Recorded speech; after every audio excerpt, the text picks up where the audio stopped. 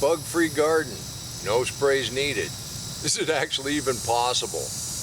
What bugs you about a garden? Prepare to unlearn everything you ever knew about pest control. We were fought to fight bugs in the garden. But what if that's the one thing that's holding you back from garden success? I've got an example. During World War II, they came out with DDT. And yes, it knocked down the malaria from the mosquitoes. Then they started using it on farms and gardens, and it was a really good pest control. Although it lingered, but it also thinned the eggs of the eagles and the other raptors. We almost lost the bald eagle. Unintended consequences. And that's an example of sprays that did the job, but didn't do the job. And today is Saturday, and you know what that means. We go to you, and we celebrate what's going on in your garden. We're going to take a look at some of our contributors, and today we're going to talk about what bugs you in the garden. Oh, here we go again. He's going to talk about the mulch. That's right. The healthier your plants are, the more pest resistant they are. Took me a while to wrap my head around that. It also took me a while to wrap my head around the fact that we're not going to be able to save everything. Weaker plants, if the pests are over there chewing on them, they're not chewing on the stronger plants. So we go ahead and let those get sacrificed. They do hide in here pretty good. It took it a minute, but the beans are starting to come on pretty good. All right, this looks tragic. Some bug got in here and killed this, but not before our Russian melons went ahead and got ripe. So what we've been taught is you come out here and you spray. Say this was an aphid infestation. You spray it, you get rid of the aphids that round. But you've also run the risk of killing all the ladybugs that eat the aphids. Now the aphids reproduce much faster than the ladybugs do.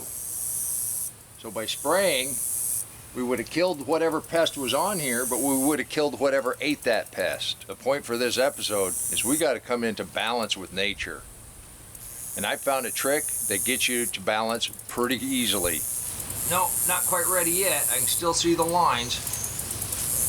And the tendrils drying up, but we still have leaves and the vine is good. Thumps well, I'm going to hang on to that one just for a little bit. Getting back to what we were talking about. What I found is creating an environment to promote your plants. The healthier your plants are, the less bug pressure they're going to have. Now don't get me wrong.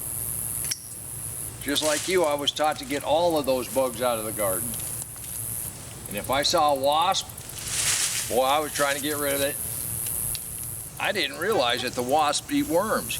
You know, they got those beady little eyes and they look like, what are you doing in my garden? Why are you here? But they actually take and reduce the worm population. Now there is still one worm that I do worry about, and that's the cabbage worm. Early in the spring, you get that white butterfly or moth flutting around. We use BT, Bacillus thuringiensis, which comes out of the ground, stops the worms from eating, and it is biological, and is all natural. So I don't mind using that, but I only use that on the cabbages or other brassicas. The tomatoes, we just pick those tomato hornworms off by hand when we see them. And if you're out here spraying all the time, you can't pick right off the plant and get a snack. And when you actually decide to use spray, what happens? You know, that's aerosolized, and that lands on the ground. How does that affect the life in the soil? Oh, I know, he's back to the life in the soil, but it makes a difference.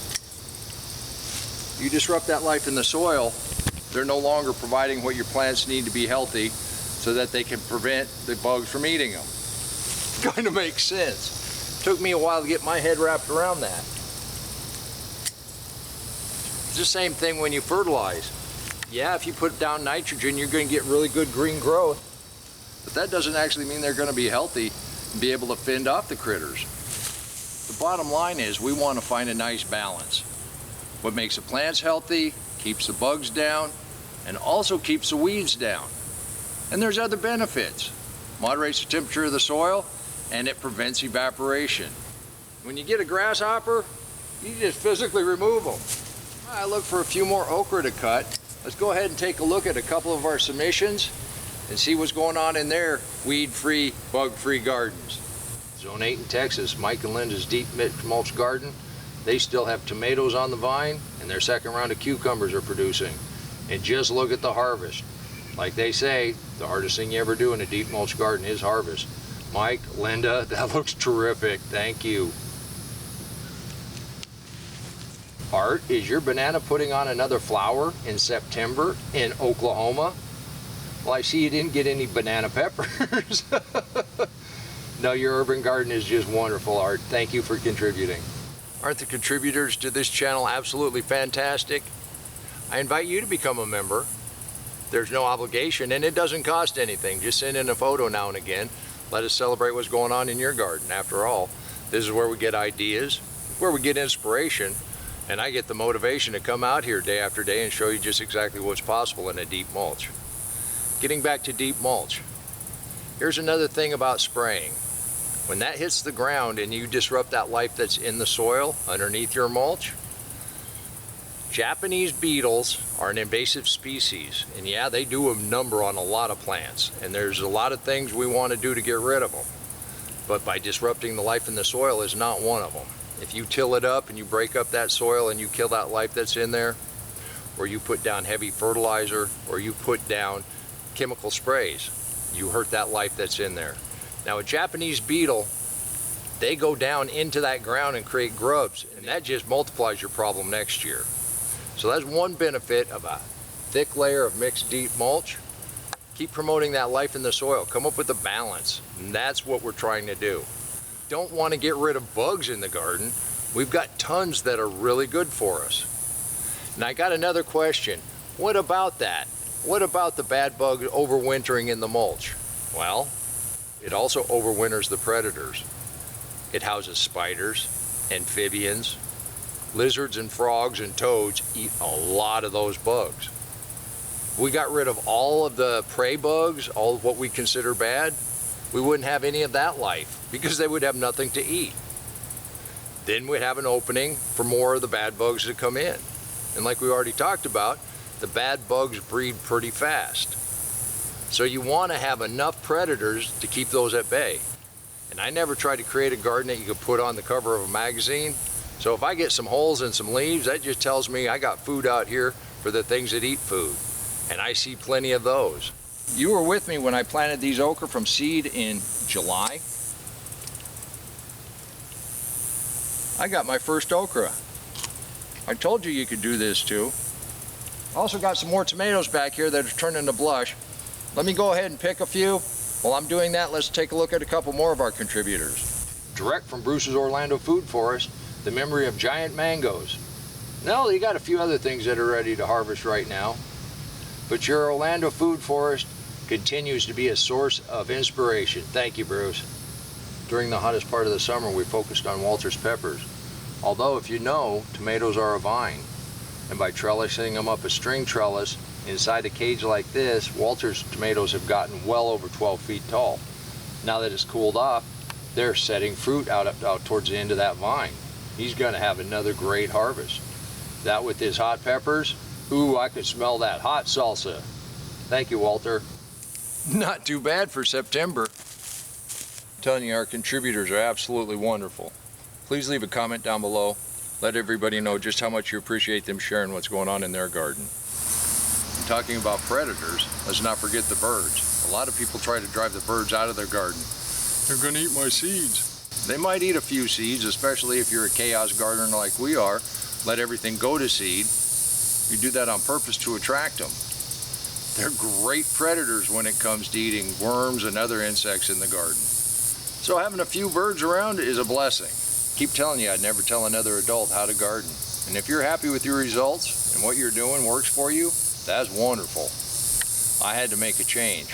One, because I'm lazy and I didn't want to weed anymore. But then after looking into it, and this did take me a while to get my head around, the healthier your plant is, the more pest resistant it is. And yes, we can take and come out here with a bunch of chemicals, but then I can't eat out of my garden like I like to. Want to make a small change, change the way you do things. If you want to make a big change the way you see things. If you want to look at a book on changing your habits, Atomic Habits is in my playlist on my Amazon store. Yeah, it's kind of a business book, but it's a life-changing book. You might want to check that out. And while you're at it, I wrote a book. You might be interested. And it goes into great detail about the life under the soil and why this all works. You know, I rarely say my name or even ask for anything, and people tell me I don't promote myself enough. And that may be true. I didn't do this to become a millionaire, although I'm not allergic to money. But what I did think is folks might be interested in a different way to garden, to grow tons of food that is chemical-free, full of nutrients, and tastes great. And that's why we do it, because it does. It tastes great. But if you would like to support my channel, you wouldn't hurt my feelings. And there's several ways to do that. There's a join button down there. Some kind of new hype thing that'll push this out to more people. That wouldn't hurt my feelings. You want to buy me a cup of coffee? You want to check out my book? All of these things support this mission to bring you what's actually possible in a deep mulch, mixed mulch garden. You can do this too. And until next time, remember, take care of yourself, take care of your family, and God bless you.